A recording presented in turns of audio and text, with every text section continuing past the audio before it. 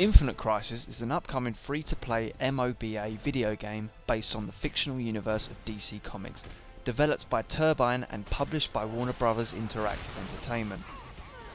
For those of you who are not familiar with the genre MOBA, which stands for Multiplayer Online Battle Arena, this includes games such as the hugely popular League of Legends and Dota 2.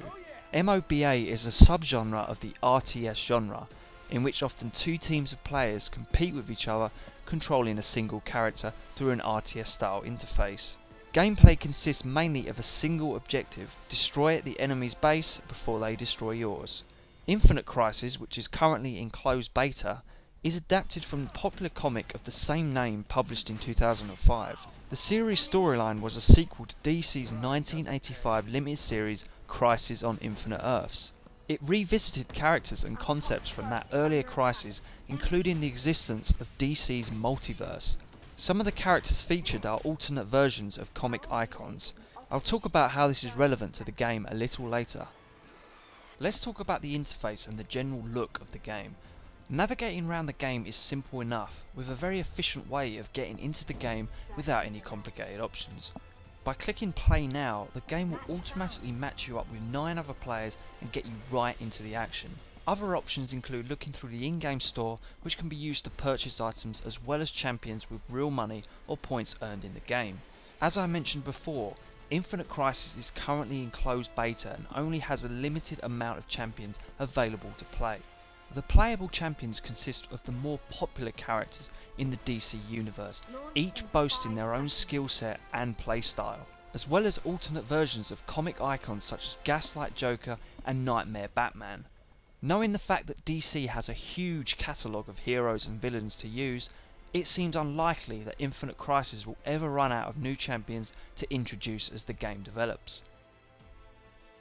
Currently there are 2 maps in the beta. First is Coast City. Coast City is a 2-lane map with each lane containing a series of defensive turrets. The objective is to push through either lane and destroy the enemy's power core. The centre of the map is dominated by the urban jungle, which hosts the Doomsday device. Any team that captures this device will have the ability to either fire on the enemy team or structures, resulting in much needed pressure that can help win the game. The other map is Gotham Heights. This map consists of 5 points with the objective of capturing and holding those points in order to deplete the enemy's tickets. Once their tickets reach 0, victory goes to your team. This is very similar to Conquest mode for those who are familiar with the Battlefield series. Both maps have the benefit of AI controlled minions that will assist you in pushing lanes and putting pressure on the enemy team. Enemy minions will not only reward you with experience, they will also provide you with in-game gold that can be used to purchase items to make you more deadly in the battlefield. Each map has an announcer that will notify important events throughout the game, whether enemies have been killed or a point being controlled. The announcer is voiced by the lovely Camilla Luddington.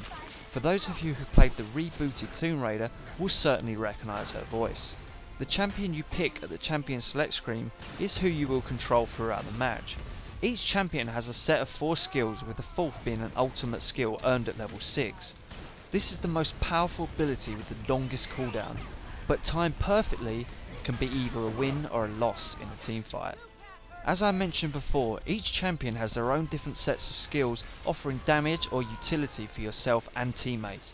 Infinite Crisis relies heavily on teamwork and the ability to synergize throughout the match in order to outsmart your opponents and finish triumphant on the battlefield. Right, let's get to the important part. What did I think of the game? Well, to be honest, I really enjoyed it. As a fan of the MOBA genre, I thought it was smooth, colourful and refreshing to play. Will it be popular? Who knows? I doubt it will get the popularity like League of Legends or Dota 2 does, but this is definitely a good gaming experience and has its own unique style that stands out from the crowd. As this is only in beta at the moment, I'm not going to give the game a score just yet. I just wanted to show you guys what the game is like and what to expect when it's released. There will obviously be more features added from release, as well as a substantial supply of new DC champions they can introduce. The game is expected to be released sometime at the end of the year, so please check out the Infinite Crisis website in the description for any updates. I hope you enjoyed this review guys, and as always, thank you for watching.